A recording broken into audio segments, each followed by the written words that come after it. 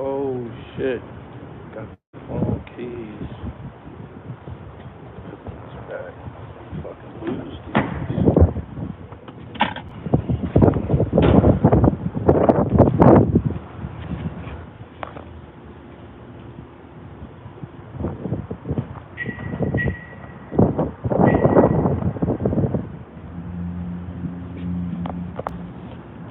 Oh, these carrots are divine. You get a dozen for a dime. It's magic. Shout out to everybody that's been copping the knittage. I got some new drops in here. Website been going crazy. Y'all was not playing around. Knit season is here. And I appreciate each and every one of y'all, man. Cop up. Shout out to the collectors. Make sure you follow my Instagram page where all the knittage is at. The Fashion Bomb. The FASHIONBAAM. The Fashion Bomb. And you will see all the knit collectors from all over the world, man. Niggas run around here with 40, 50 joints.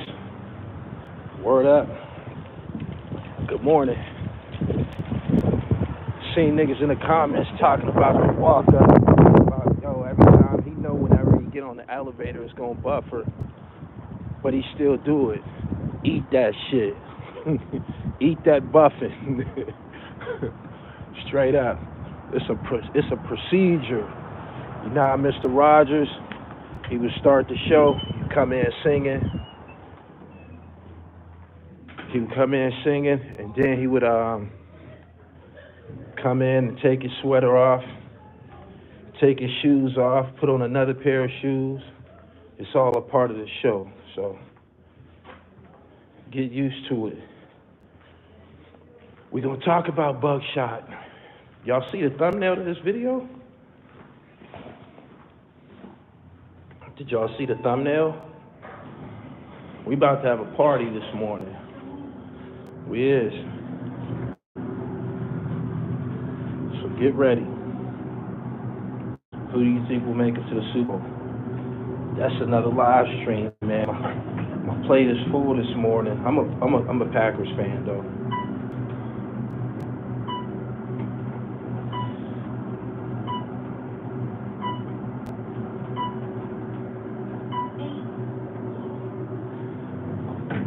"91 years is a hell of a run." I agree with you. Well, we've arrived. Good morning. We've arrived. Welcome to the dribble. We've set some things up right quick. I'm gonna be right with y'all. Yeah, make sure you go get netted up.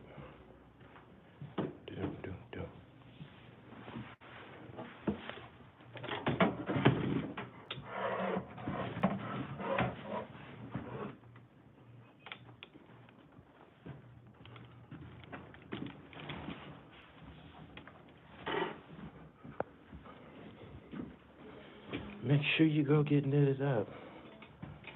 I have to close my door. I don't want to disturb anybody with this morning's dribble. Lights, cameras, action. Dum.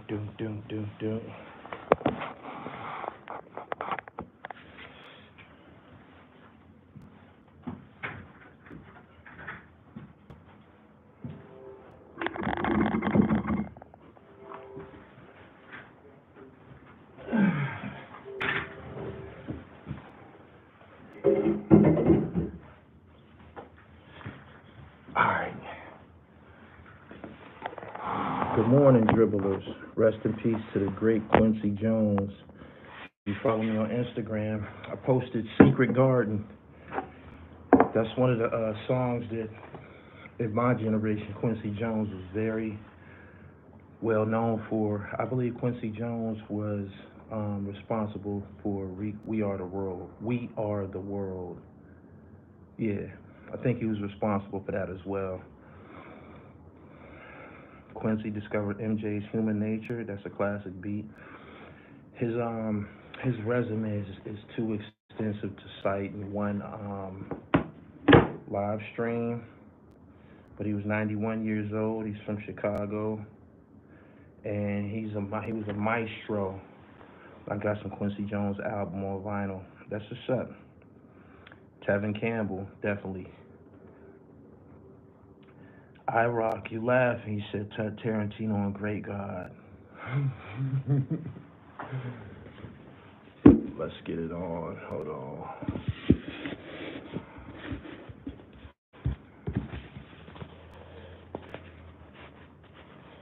Shout out to all the knit rockers. Give myself some room to operate. Shout out to all the knit rockers, man. These are new drops. Make sure you go to the website and get right. This is what's called a transformer. This is a transformer. Dope hat. Even doper ski mask. Even doper ski mask. This ain't on the site yet. This will be on the site in a couple hours and shit. I gotta update the site. But yeah, Transformers is back. Got all sorts of flavors for y'all. The Knittage collectors. This is for Dread. And yeah, man, it's knit season. So if you're a knit collector, make sure you go to the website and get right. TheRealDribble.com, that's my personal haberdashery, or you can go to pa-knit.com and get right. Alright, just put them right there. Should add a little color to my live stream. Alright.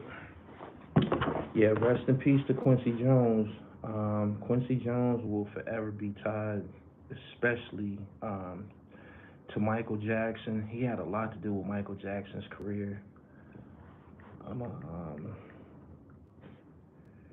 American record producer, music titan, worked with everyone from Frank Sinatra to Michael Jackson. He died at 91 years old. I'm going to read an excerpt from the AP. Quincy Jones, the multi-talented music titan whose legacy ranged from producing Michael Jackson's historic Thriller album to writing prize-winning film and television scores and collaborating with Frank Sinatra, Ray Charles, and hundreds of other recording artists, has died at 91.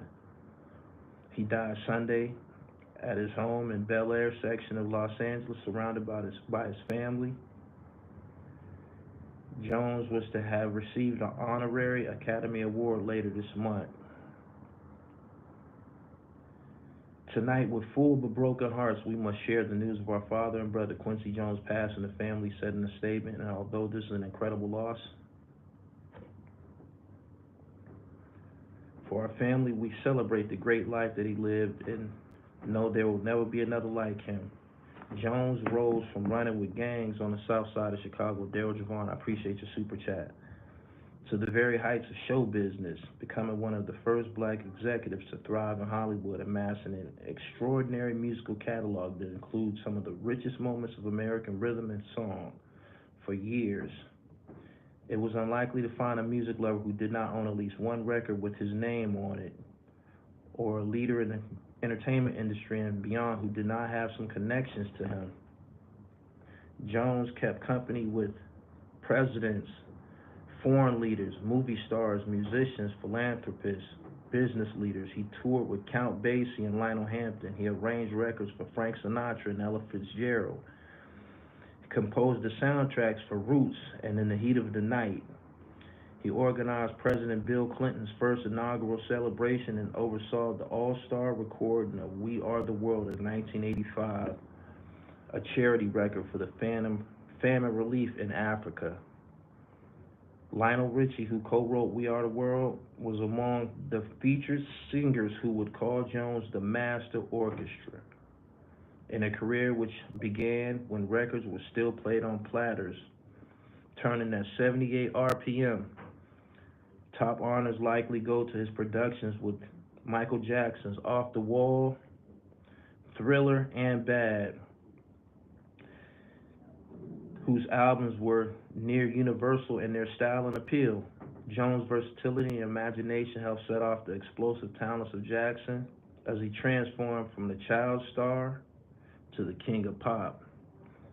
On such classic tracks as Billie Jean and Don't Stop Till You Get Enough, Jones and Jackson fashioned a global soundscape out of disco, funk, rock, pop, R&B, jazz, and African chants for the Thriller. Some of the most memorable touches originated with Jones, who recruited Eddie Van Halen for a guitar solo on a genre-fusing Beat It, and brought in Vincent Price for Gula's voiceover on the title track. God damn. Thriller sold more than 20 million copies in 1983 alone, and has contended with the Eagles' greatest hits from 1971 to 1975, among others, as the best-selling albums of all time. If an album doesn't do well, everyone says it was the producer's fault. So if it does well, it should be your fault too, Jones said in an interview with the Library of Congress in 2016. The tracks don't just all of a sudden appear. The producer has to have the skill, experience, ability to guide the vision to completion. Just Ice, I appreciate your super chat. Quincy also produced Thriller at 50, the hottest, most exciting album of that era. The list of his honors and awards fills 18 pages in his 2001 autobiography, Q, including 27 Grammy Awards. At the time, it's now 28. An honorary Academy Award, he now has 2, and an Emmy for Roots. He also received France's Legion of the Honor, the Rudolph Valentino Award from the Republic of Italy, and a Kennedy Center tribute for his contributions to American culture. He was the subject of a 1990 documentary, Listen Up, The Lives of Quincy Jones, and a 2018 film by his daughter, Rashida Jones. His memoir made him the best-selling author ever. Born in Chicago in 1933, Jones would cite the hymns his mother sang around the house as the first music he could remember. But he looked back sadly on his childhood, once telling Oprah Winfrey that there are 2 kinds of people, those who have nurturing parents or caretakers, and those who don't. Nothing is in between. Jones' mother suffered from emotional problems and was eventually institutionalized, a loss that made the world seem senseless for Quincy. He spent much of his time in Chicago on the streets with gangs, stealing and fighting. They nailed my hand to a fence with a switchblade, he told the AP in 2018, showing a scar from his childhood. Music saved him. As a boy, he learned that a Chicago neighbor owned a piano, and he soon played it constantly himself. His father moved to Washington State when Quincy was 10, and his world changed at a neighborhood recreation center. The recreation centers made a difference in all of our lives. That's where I first started competing, competitive sports and shit. Booker T. Washington. Jones and some friends had broken into the kitchen and helped themselves to lemon meringue pie when Jones noticed a small room nearby with a stage. On the stage was a piano. I went up there, paused, stared, then tinkled on it for a moment, he wrote in his autobiography. That's where I began to find peace. I was 11 years old. I knew this is what it was for me, forever. Within a few years, he was playing trumpet and befriending a young blind musician named Ray Charles, who became a lifelong friend. He was gifted enough to win a scholarship at the Berklee College of Music in Boston, but dropped out when Hampton invited him to tour with his band. Jones went on to work as a freelance composer, conductor, arranger, and producer. As a teen, he backed Billie Holiday. By his mid-20s, he was touring with his own band. We had the best jazz band on the planet. And yet we were literally starving, Jones later told Musician Magazine. That's when I discovered that there was music and there was the music business. If I was to survive, I would have to learn the difference between the two. As a music executive, he overcame racial barriers by becoming a vice president at Mercury Records in the early 1960s. In 1971, he became the first black musical director of the Academy Awards ceremony. The first movie he produced, The Color Purple, received 11 Oscar nominations in 1986, but to his great disappointment, no wins. In a partnership with Time Warner, he created Quincy Jones Entertainment, which included the pop culture magazine Vibe and Quest Broadcasting. The company was sold for $270 million in 1999. My philosophy as a businessman has always come from the same roots as my personal credo. Take talented people on their own terms and treat them fairly and with respect, no matter who they are or where they come from, Jones wrote in his autobiography. He was at ease with virtually every form of American music, whether setting Frank Sinatra's Fly Me to the Moon to a punchy swinging rhythm and wistful flute, or opening his production on Ray Charles' Soulful In the Heat of the Night with a lusty tenor sax solo. He worked with jazzy giants Dizzy Gillespie, Duke Ellington, rapper Snoop Dogg, LL Cool J, crooners Frank Sinatra, Tony Bennett, pop singers Leslie Gore, and rhythm and blues stars Shaka Khan and Queen Latifah. On We Are the World alone, performers included Michael Jackson, Bob Dylan, Billy Joel, Stevie Wonder, Bruce Springsteen. He co-wrote hits for Michael Jackson, Pretty Young Thing, and Donna Summer, Love Is in Control. It had songs sampled by Tupac Shakur, Kanye West, and other rappers. He even composed the theme song for the Sanford and Son sitcom. Damn. Jones was a facilitator and maker of the stars. He gave Will Smith a key break in the hit TV show The Fresh Prince of Bel-Air, which Jones produced, and through The Color Purple, he introduced Oprah Winfrey and Whoopi Goldberg to filmgoers. Started in the 1960s, he composed more than 35 film scores, including The Pawnbroker, In the Heat of the Night, and In Cold Blood. He called scoring a multifaceted process, an abstract combination of science and soul. Jones' work on the soundtrack for The Wiz, God damn, led to his partnership with Michael Jackson, who starred in the 1978 movie. In an essay published in Time magazine after Jackson's death in 2009, Jones remembered that the singer kept slips of paper on him that contained thoughts by famous thinkers. When Jones asked about the origin of one of the passages, Jackson answered Socrates, but pronounced it Socrates. Jones corrected him, Michael, is Socrates. And the look he gave me then, it just prompted me to say, because I've been impressed by all the things I saw in him during the rehearsal process, I would love to take a shot at producing your album, Jones recalled. And he went back and told the people at Epic Records, and they said, no way, Quincy's too jazzy.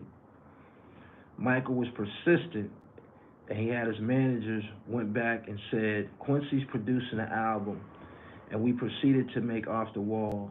Ironically, that was one of the biggest black-selling albums at the time, and the album saved all of the jobs of the people saying I was the wrong guy. That's the way it works. Sheesh. I'm going to go a little bit further.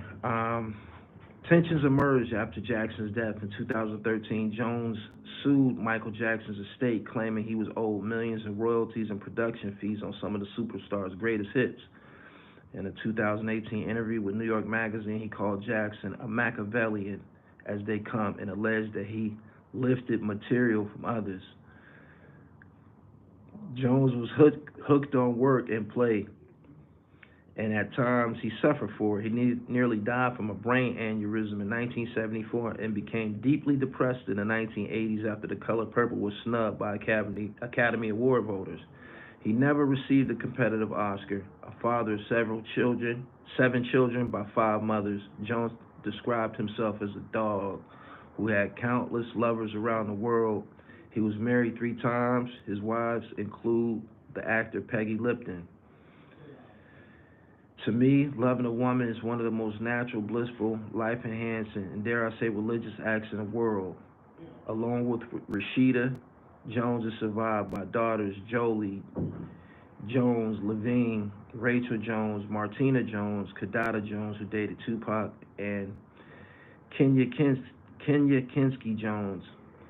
Sons Quincy Jones III, known as QD3 in Philadelphia. Brother Richard Jones, sisters Teresa Frank and Margie J. He was not an activist in his early years, but changed after attending the 1968 funeral of Reverend Martin Luther King Jr. and later befriending the Reverend Jesse Jackson. Jones was dedicated to philanthropy, saying the best and only useful aspect of fame and celebrity is having a platform to help others. Dope. His causes included fighting HIV and AIDS, educating children, providing for the poor around the world. He founded the Quincy Jones Listen Up Foundation to connect young people with music, culture, and technology, and said he was driven through his life by a spirit of adventure and a criminal level of optimism. Life is like a dream, the Spanish poet and philosopher Federico Garcia Lorca said. Jones wrote in his memoir, "Mine's been in Technicolor with full Dolby sound, though. THX amplification before they knew what the systems was." That's by far one of the longest, I wouldn't call it an obituary, discography that I've ever read. Very, very informative. I was very much aware of the Wiz.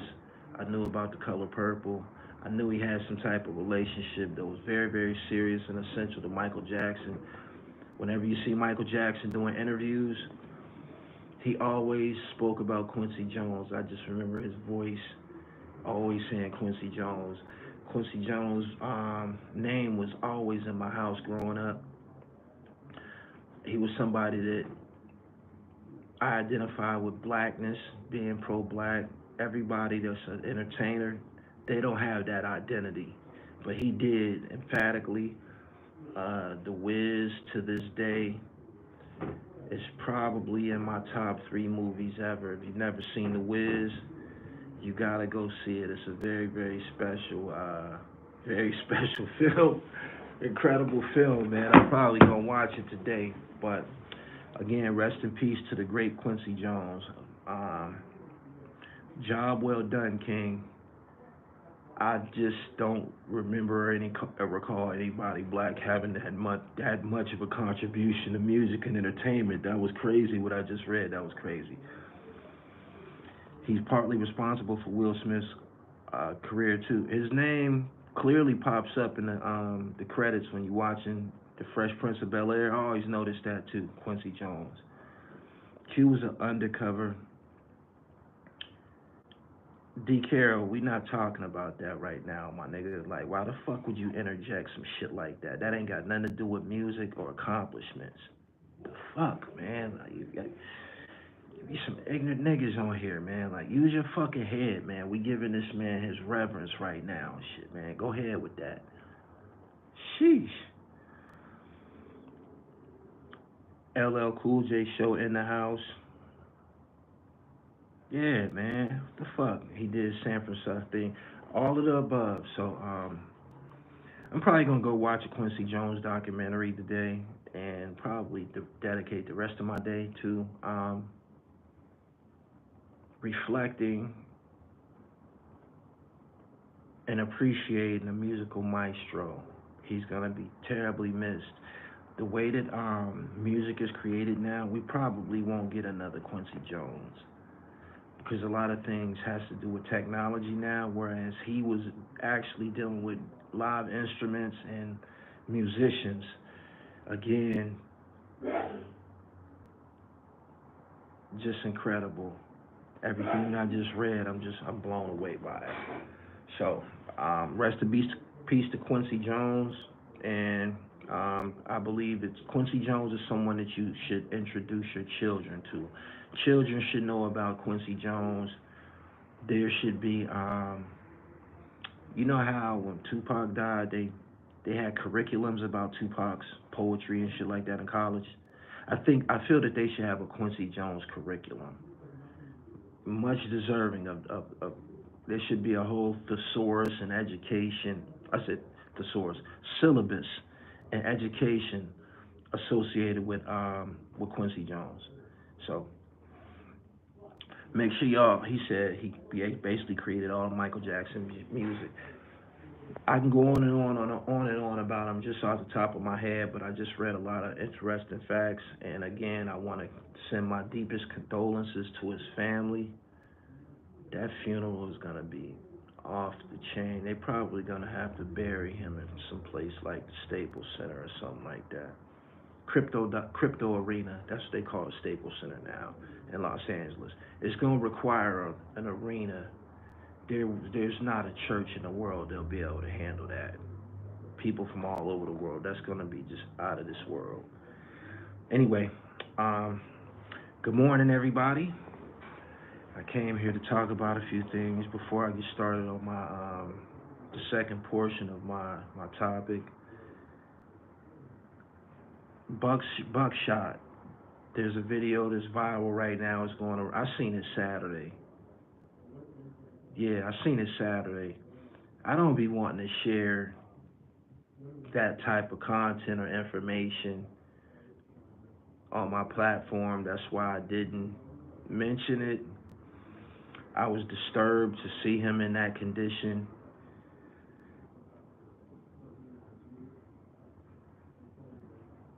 It was bad. If y'all haven't seen it already, it's out. It's on Instagram for sure. If anybody put it on YouTube, they gonna flag that shit. You're not gonna be able to monetize it. So there's no reason for me to upload that shit anywhere. I didn't even upload it on Instagram. I don't want no parts of it. But I have to provide some footnotes or commentary on the actual footage. Me dealing with common sense, right?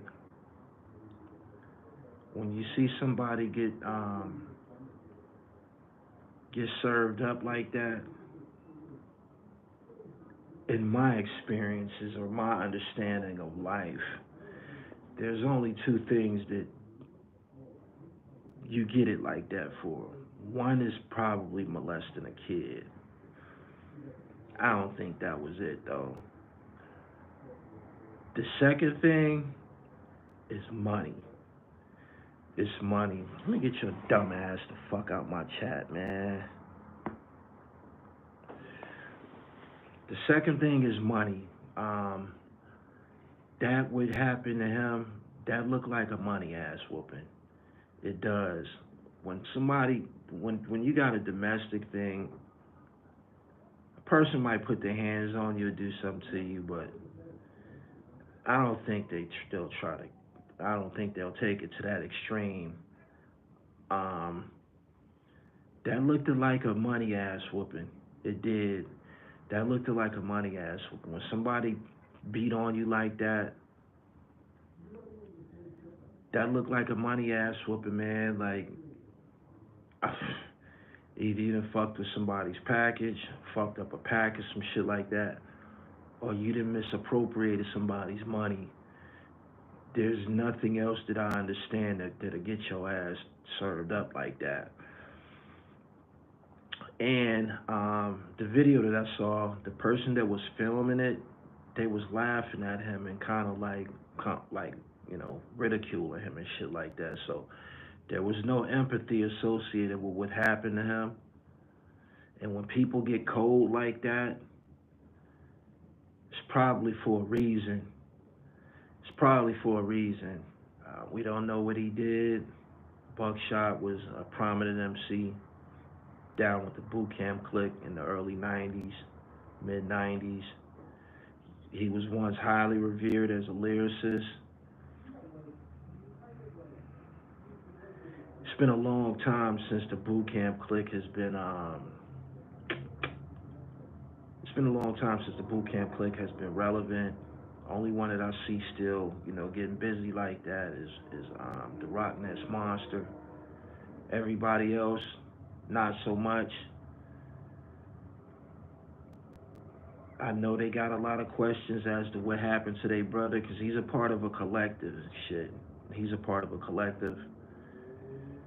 Sean Price has been deceased for some time now.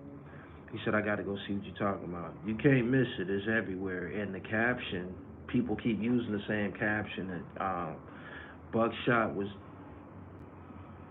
beaten half to death. That wasn't half to death. He was still moving and shit. He was still moving, and that wasn't half to death. That was damn near death, but not half. Not half. He wouldn't have been moving around if he was beaten half to death. Like, he was, like, trying to get himself together, like, trying to make it back to his knees. He was kind of, like, on his knees. But very, very, very unfortunate sight to see online. This internet shit, in this day and age of cameras, if something happened, it's probably going to end up online. He said he a little dude as well. Yeah. He used to rap about being a 5-footer and shit. Little dude.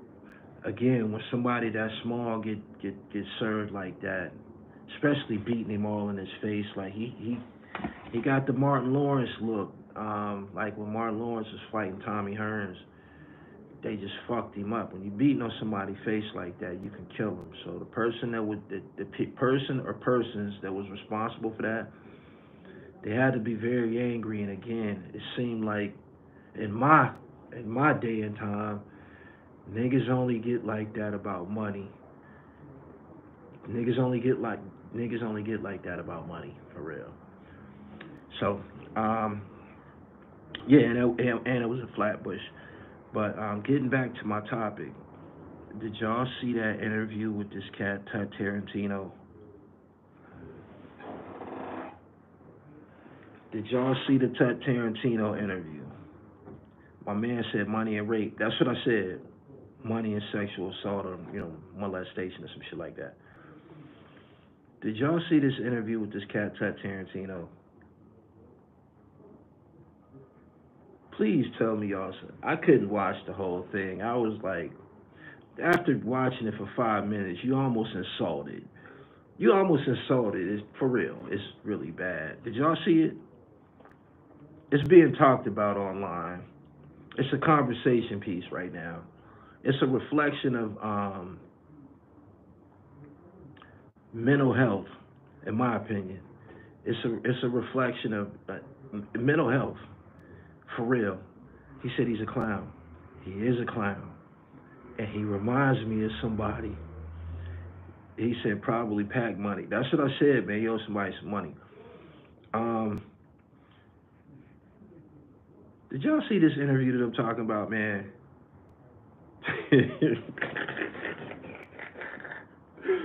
First off, Michael Irvin blew up the spot. We wouldn't have known if he didn't do that interview. Michael Irvin did an interview a couple of years ago when he blew it up. He blew it up. Michael Irvin exposed him some years ago, and that's his father, and he's probably insulted. He's probably insulted by what Homeboy is trying to portray to the general public. Now, Michael Irvin is somebody who made sacrifices. He went to school. He was a scholastic athlete. He went to University of Miami, from Miami Hurricane, where he starred as a Miami Hurricane, left the Miami Hurricanes, went to the NFL, megastar with the Dallas Cowboys. I think he's probably in the Hall of Fame by now. Hall of Fame career, won a lot of Super Bowls with Troy Aikman and Emmitt Smith. He was kind of like Troy Aikman's go-to target. He did a lot. He was the man. Michael Irvin was the man, right? Michael Irvin did an interview I don't know which platform it was on, but he's um he said, "Yo, my son raps, goes by the name Tut Tarantino." This is the first time anybody heard the nigga name. He said, and he be saying some shit. He said he be saying some shit. He talks a lot of gangster shit. And he said, I look at him, I say, son, where do you come up with this shit at? You grew up in a 20,000 square foot mansion in a gated community. Right? So boom, yeah, he said, your name is Elijah.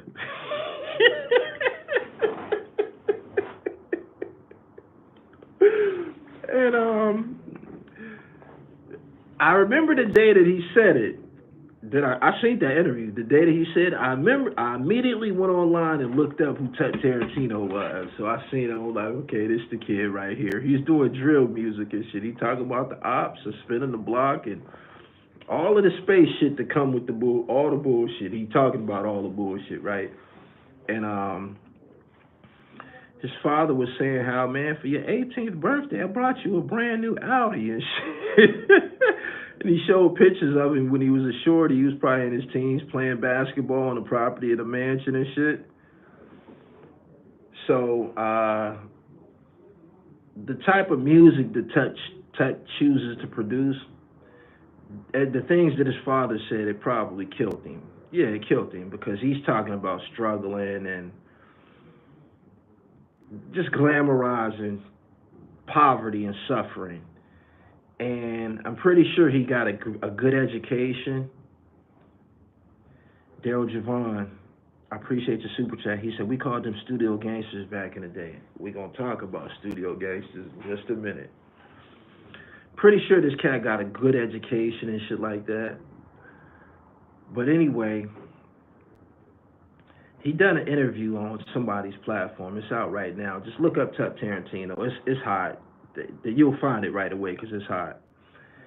And I'm looking at this dude, and the first thing you see is he got his face like balled up like this, and he talking like he don't got no education. His enunciation, the way that he pronounces words, it's all fucked up. He's basically acting ignorant. He's acting ignorant. He's acting dumb and ignorant, like he don't have any education.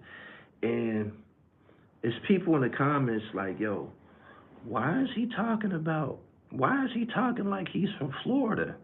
He's from Dallas. He's from Fort Worth, Texas and shit. Why is he talking like that? And this nigga basically is doing an interview in character. Very, very, very, very fucking deplorable. He's doing it in character. He's trying to act like them niggas from Florida. You know how they talk. Julio, Fulio, and all them types of niggas. You know how they talk with the broken English.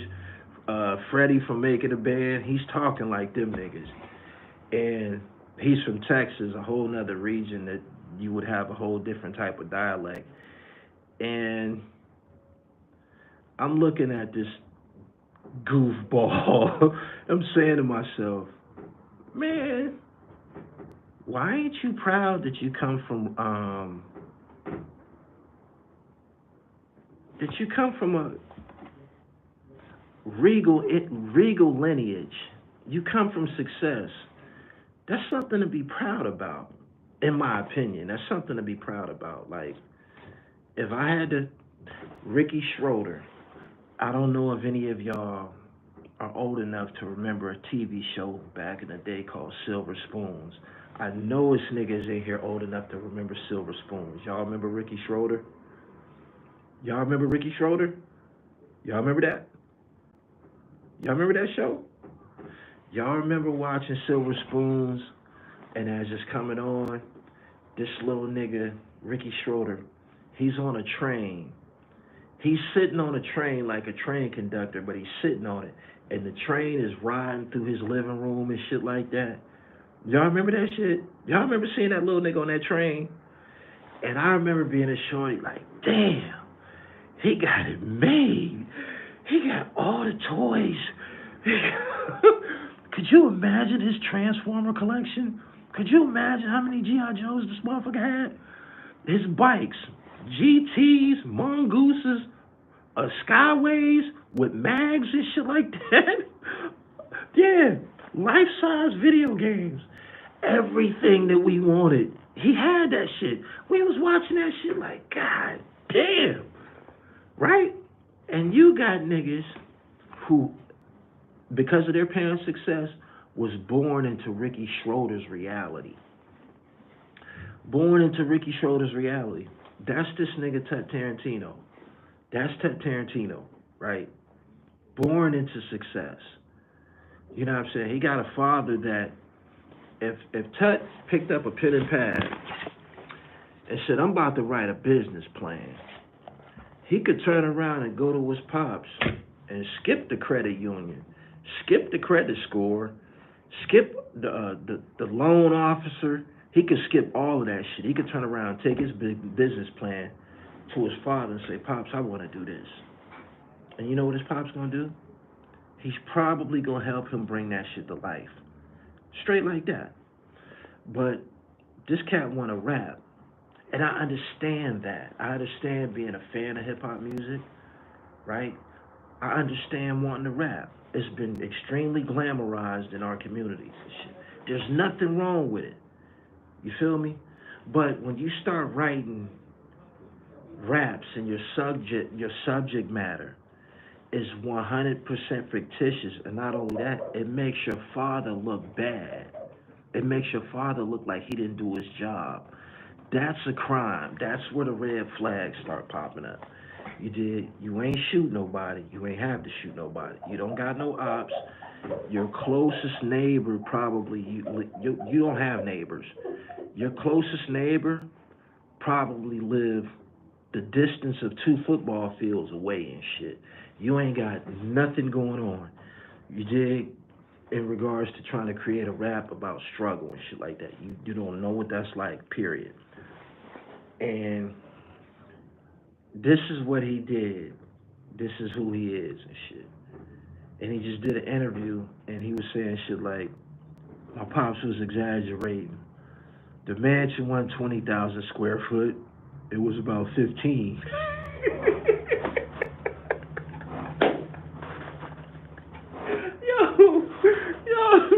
This nigga got on camera trying to discredit his pops. And the shit that he said, like, and the whole time he got his face balled up and he's talking like he's on drugs. People were saying, man, that nigga drinking syrup. I don't think the nigga even used syrup. I think the whole shit was an act, man. Like, I used to see niggas in the penitentiary. It was this dude in the penitentiary, right? I'll never forget the day this shit happened. This nigga was big. He had cornrows. He always had sunglasses on. Always walking around with his yard coat on, even in the summertime.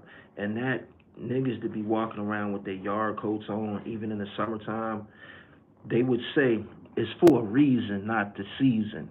Like they concealing a weapon or some shit, like they concealing a whack. Like, you know what I mean? This is the imagery of a dangerous nigga in the state penitentiary. Don't talk to nobody. Got his weight up. Always got the yard coat on. We was walking now, and this nigga was getting away with this shit, right? I'll never forget this day. There was I was in a jail called Mercer Penitentiary. On Thursdays, like once a month, they had some shit called spaghetti pie. And it was like lasagna with spaghetti noodles. Whenever they had this shit, the whole jail came to the chow hall. Like, it was a big, big meal, right? And we was walking, and I got an older homie named Kelly Cooley, who done been in Grateford. Grateford, that was like one of the worst penitentiaries in the state, hands down. And Kelly done been in Huntington. He done been in all the worst jails. He got his weight up. We walking, right? And here come dude that here come this nigga that I told you here. He used to always have these sunglasses on, never seen his eyes, had braids in his hair, cornrows, looked just like OG Bobby Johnson. We walking from the jail hall, and he walking towards us. He bumped into my man Kelly. And Kelly was like, yo, man. This nigga damn near jumped out of his shoes.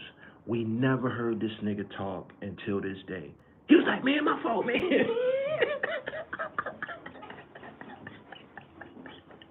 I'm talking about this nigga was spooked. So he was spooked, and we was looking at him like, damn, man, it's cool. Like, you just bumped into him. Like, all it took was an excuse me, man, but this nigga was scared to death. And we was laughing like a motherfucker. We like, oh, shit. Like, not this killer. Like, this nigga was a cold pussycat, yo. I'll never forget this shit, right? I'll never forget it. We laughed about that shit for so long.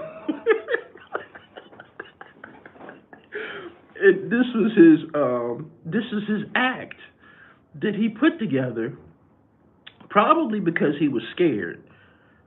Probably because he was scared. That's how he was, trying to move to the jail, whatever. But you got niggas who be trying to act.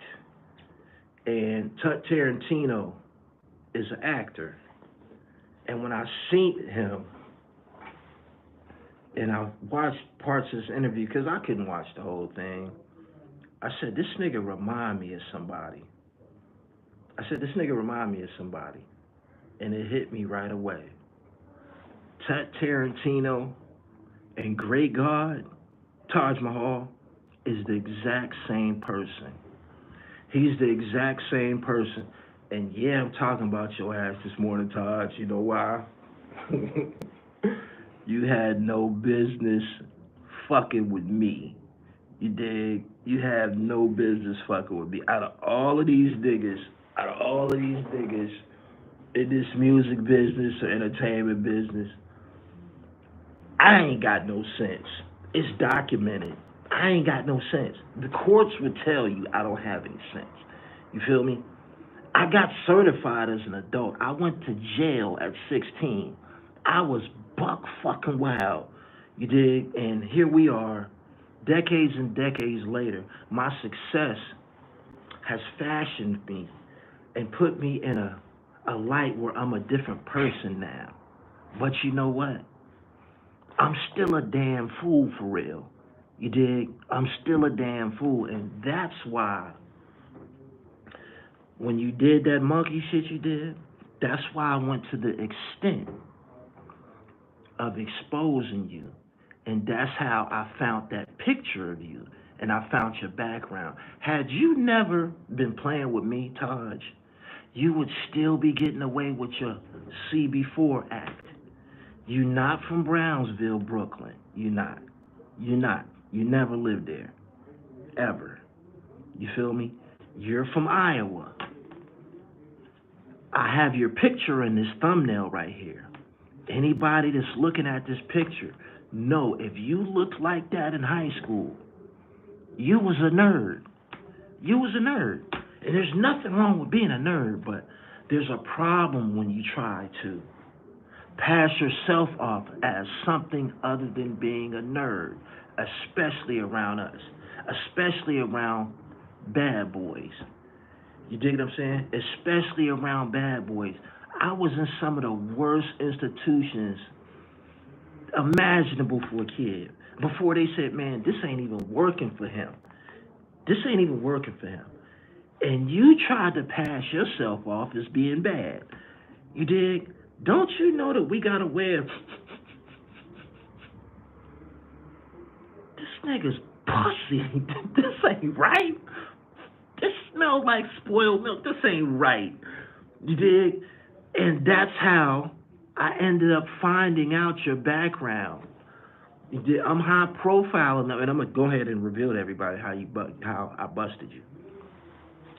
I'm high profile enough that when I went live talking about you, your classmates from Iowa told me who you were. Your name ain't even Taj. Your name ain't even Taj. Your name is Tosh, like Peter Tosh. And your parents that you grew up both with, they was both around, both successful, very well off. They probably gave you that name in honor of a great Rastafarian musician, but it didn't sound street enough to you. So you twisted it and named yourself Taj. You don't have any documents, any identification, nothing that says your name is Taj, right? You left Iowa at 18. That means you're an adult. You left Iowa at 18. You came to the East Coast in the 90s, like 96 or some shit like that. You came to the East Coast around 96, 97, right? And you came to Rochester, New York, and you were a barber. You was cutting hair. At no point was you getting any money in Rochester. You didn't have no corners. Your story and 38's best story is polar opposites. You was not selling no weight in Rochester. You was not getting no money in Rochester. You was cutting hair in Rochester. You dig? You couldn't get this image. Oh, the niggas who hair that you cutting hustlers' hair. And every hustler that come and get in your chair, you taking a little bit of his character, a little bit of his lingo, a little bit of his dress code, a little bit of his image, a little bit of his essence, like a bloodsucker. And you said, okay, I'm ready. But you couldn't get that shit off in Rochester, so what do? You moved to Syracuse. You went up the road a few hours, a place where guys in Syracuse might be a little bit moved by somebody who came from Rochester or who came from Harlem. That's something that you also portrayed. Before all of this great God shit, you appeared on 45th and Broadway selling sneakers. You used to paint sneakers, refurbished Air Force Ones, put a little color on the check and all of that type of shit. You're talented. But your outstanding talent is that you're a liar. You dig? You appeared on 45th and Broadway and you tried to attach yourself to the Taliban. That's when you start calling Luca Brasi and all them niggas your family. You are not related to Luca Brasi.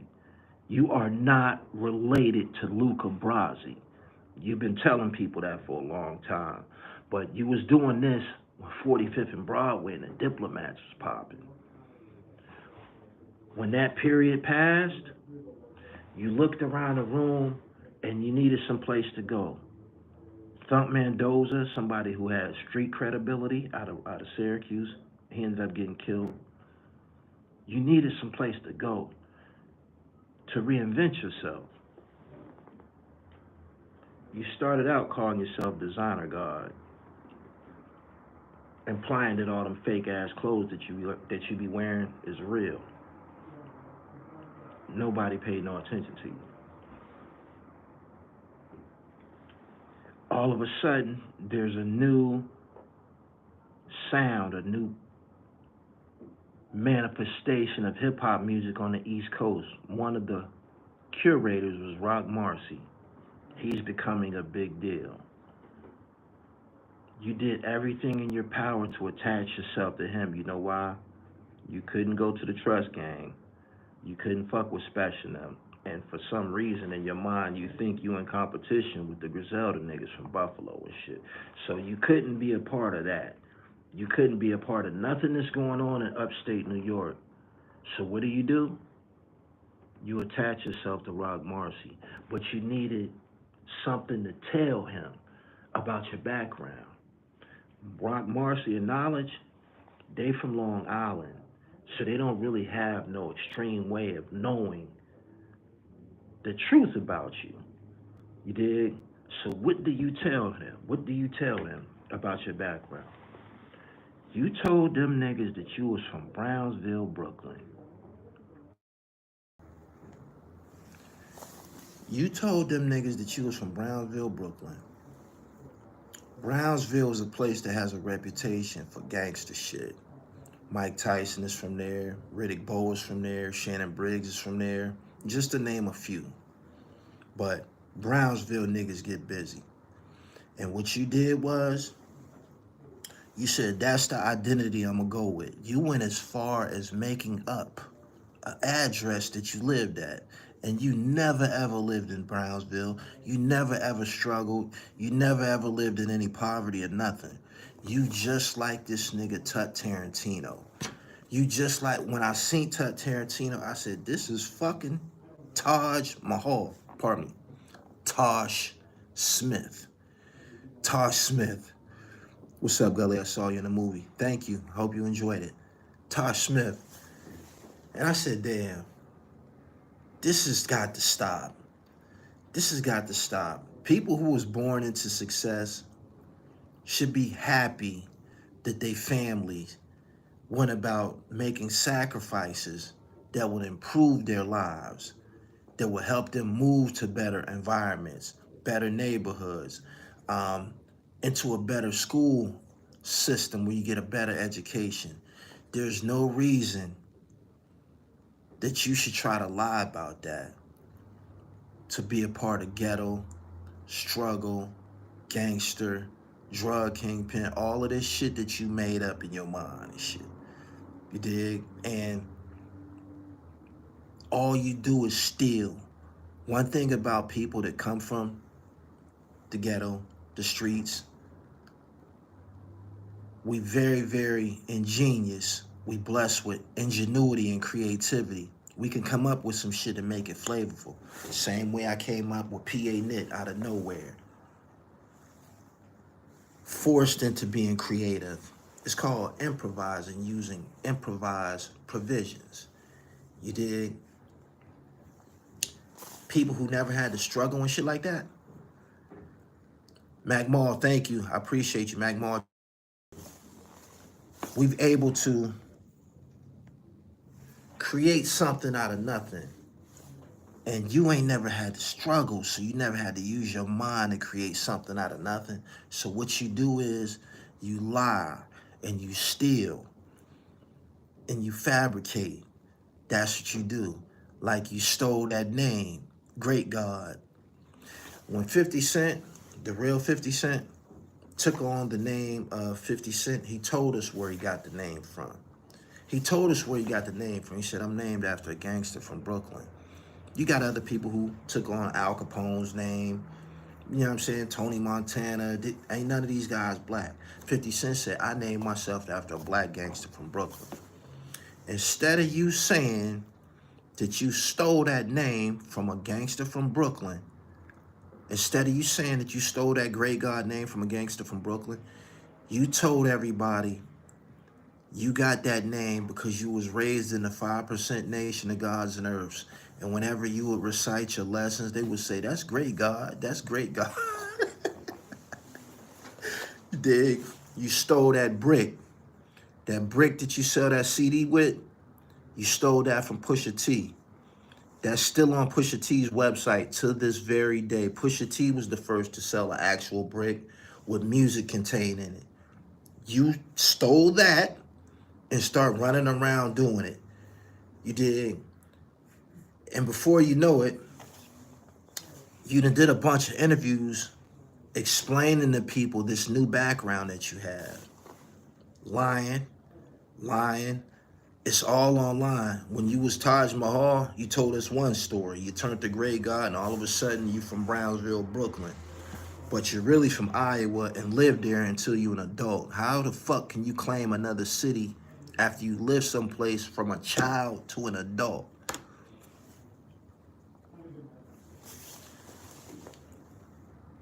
This is a mental issue. This is a mental issue. This is a mental issue. The Mask, you stole that. MF Doom already did that. This is a mental issue. Tut Tarantino, he's disturbed. He's disturbed. He's disturbed. He's so attracted to a life that some of us was forced to live that he will go to the extent of lying, even though his father was a star on the Dallas Cowboys. This nigga Taj Mahal, who calls himself Grea8Gawd, he's the exact same person. The thumbnail that you seen on this video, that's him in high school. Nobody in this chat looked like that in high school. Nobody in this chat looked like that in high school. Nobody. Nobody in this chat looked like that in high school. Nobody here. You did? But he did. But he did. I went to a prep school in high school. I had to wear a tie. But when I left there, I went back to 23rd and German to sell rocks. This is the truth. Everybody knows this and shit. Everybody knows this. This nigga is a pathological liar and slow, just like Tut Tarantino. I've been here an hour. I had to give Quincy Jones his roses. Thank you, Mr. Jones, for everything that you did with us, did for us. We appreciate all of your contributions. And go look at the Tut Tarantino interview, y'all who come from where I come from, and you can look at him and see the fraud. And not to mention, Michael Irvin is his fucking father and shit. This motherfucker ain't never struggled. He ain't never did nothing. Tosh Smith, Tosh Smith, is the exact same person as this nigga Tut Tarantino. CB4. He's a CB4 nigga. This nigga ain't never been no goddamn drug kingpin. This nigga ain't never been no drug kingpin. Ever. Ain't never did none of that. None of that. Rap about jail, be talking about Kasaki and all of this shit. This nigga ain't never did no time.